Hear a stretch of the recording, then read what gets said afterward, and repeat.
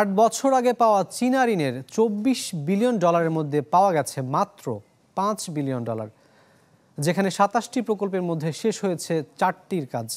এরই মধ্যে আসছে জুলাই প্রধানমন্ত্রীর চীন সফরে মিলছে নতুন ঋণের প্রতিশ্রুতি, যা নতুন প্রকল্প নেয়ার পক্ষে সহায়ক হলেও তার যথাযথ ব্যবহারের প্রতি জোর দিচ্ছেন বিশ্লেষকরা। 100% কপার কন্ডেন্সারে তৈরি ভিশন ফ্রিজ, তাই গুণে মানে অটুট থাকে বছরের পর বছর। কর্ণফুলী তলদেশ দিয়ে দুপারকে এক করেছে বঙ্গবন্ধু টানেল। বিলিয়ন ডলার ব্যয়ের এই প্রকল্পে টাকার যোগান দিয়েছে চীন, যা পাকাপাকি হয় 8 বছর আগে 2016 সালে দেশটির প্রেসিডেন্ট শি জিনপিংয়ের ঢাকা সফরে। কেবল কর্ণফুলী টানেল নয়, সেই সফরে পাওয়া যায় বাংলাদেশের উন্নয়নে 24 বিলিয়ন ডলারের অর্থ যোগানের প্রতিশ্রুতি। নেওয়া হয় অবকাঠামো, তথ্য প্রযুক্তি সহ নানা খাতের 27টি প্রকল্প। তবে ইআরডির তথ্য বলছে, গত 8 বছরে সেই প্রতিশ্রুতির বিপরীতে ঋণ চুক্তি সই হয়েছে 8 বিলিয়ন ডলারের, ছাড় হয়েছে মাত্র 5 বিলিয়ন ডলার। ঋণ নিয়ে কিন্তু ঋণটা কোথায় আমরা ব্যবহার করি সেটা আমাদের দেখতে হবে। ঋণটা আমরা এই পর্যন্ত আমাদের ঋণ কেন হয়েছে? আমাদের বাজেট ঘাটতির জন্য। বাজেট ঘাটতি বছরের পর বছর আমাদের হচ্ছে এবং সব দেশে বাজেট ঘাটতি হয়, কিন্তু আমরা এই বাজেট ঘাটতিটাকে কিন্তু আমরা কাজে লাগিয়েছি, আমরা বিনিয়োগ করেছি।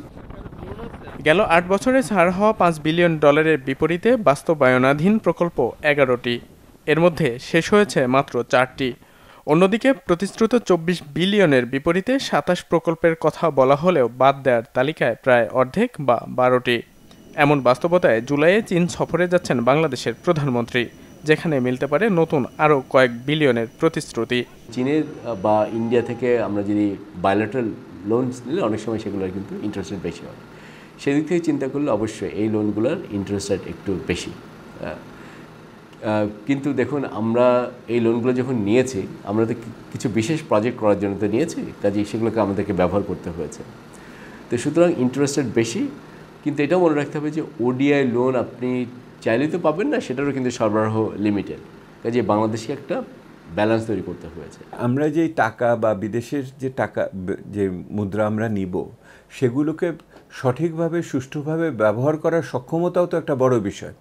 এবং আমরা তো দেখছি যে বার্ষিক উন্নয়ন কর্মসূচি বাস্তবায়নের ক্ষেত্রে কিভাবে একটি প্রকল্প 1 বছরের জায়গায় 5 বছর যায় এবং ওটা 100 টাকারটা 1000 টাকা দাম হয়ে যায়, এটা তো আমরা লক্ষ্য করছি। সেহেতু মানে অভাবের তাড়নায় আমরা বড়ভাবে ঋণের পিছনে না ছুটে বরঞ্চ আরেকটু বাস্তবসম্মতভাবে মূল্যায়ন করা দরকার। এবং আমি আবারও বলছি, এই মূল্যায়নটা 1 বছরের বিষয় না, এই মূল্যায়নটা একটা মধ্যমেয়াদী বিষয়। এবং এই মধ্যমেয়াদী আলোচনাটা আমার এলডিসি থেকে বেরোনোর উত্তরণকালীন সময়ের সাথে যেমন মিলাতে হবে, আগামী নবম পঞ্চবার্ষিক পরিকল্পনা যেটা প্রণয়ন হচ্ছে তার সাথেও আমাকে এটাকে যুক্ত করতে হবে। এইটা হলে পরেই কিছুটা সঠিক হবে। চীনা প্রকল্পের বেশিরভাগই অবকাঠামো উন্নয়নের, তাই বিশেষজ্ঞদের পরামর্শ, অর্থনৈতিক সুবিধা আদায়ে জোর দিতে হবে বিনিয়োগ, আঞ্চলিক যোগাযোগ ও বাণিজ্যে। ইমদাদ হক, চ্যানেল 24, ঢাকা।